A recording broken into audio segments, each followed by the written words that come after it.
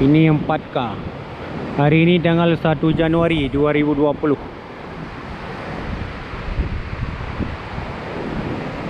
Ini panorama tepi laut Laweng, Kabupaten Pedia. Jadi kata orang kemarin gelombang laut di sini setinggi 2 meter, bakal lebih. Buktinya air sampai ke jalan Laweng Kurung Raya, sampai ke situ airnya. Jadi begitu kencang angin kemarin, sehingga gelombang laut diperkirakan 3 meter. Ini masih nampak sedikit ganas, tapi tidak seberapa ketimbang kemarin. Itulah tanda-tanda laut menyambut tahun baru 2020.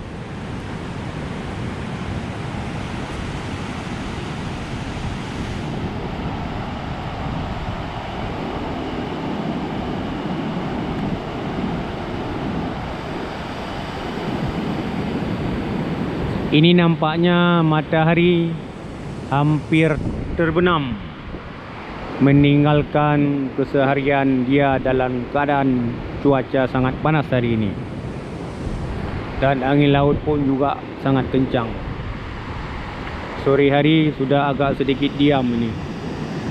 Mungkin besok pagi mereka akan kembali lagi ganas. Mungkin lebih ganas seperti kemarin. Mudah-mudahan demikian.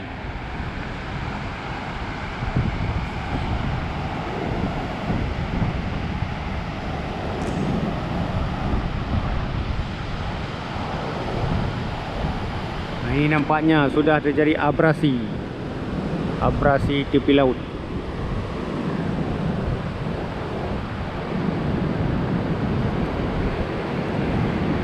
Itu nampaknya buih-buih air berterbangan sampai ke pucuk pohon di atas bukit.